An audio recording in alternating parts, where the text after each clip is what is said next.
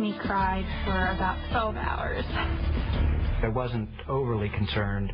Compared to the history I had with my previous daughter, this seemed like a small bump in the road.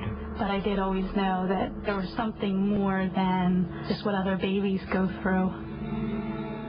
Then, when Daphne is 3 months old, Jenny and her mother look on in shock as the infant goes through a fleeting but bizarre episode. We were both in the kitchen, and I had Daphne on my lap and was feeding her. All of a sudden, her eyes started going back and forth. And it was just a couple of seconds, and it was, whoa, what was that? Jenny got the video camera and videotaped it. I wanted to make sure that the doctors could see this happening. She would have like a spurt where her eyes would go back and forth for a couple of seconds, and maybe a fraction of a second later they would start again. We were totally freaked out. We took her to the emergency room right away. Her parents finally found a drug that seemed to work.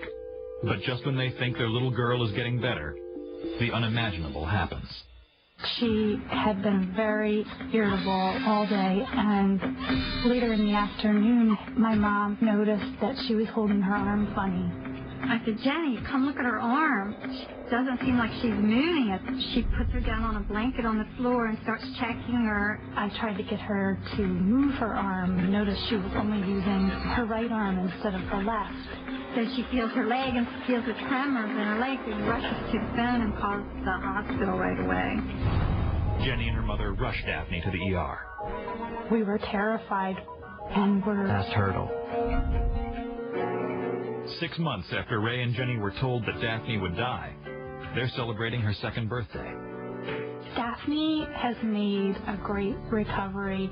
She is able to do almost everything she could do before her stroke. She moves both arms, she moves both legs, she smiles at us, she interacts with us. So she's just a blessing. It remains to be seen how much damage Daphne's brain has suffered, but Dr. Steinberg is optimistic. We've seen quite remarkable improvement in the last 6 months. The bypass arteries have now grown in a very luxurious blood supply to both sides of her brain. The young brain can recover in ways that an adult brain cannot recover.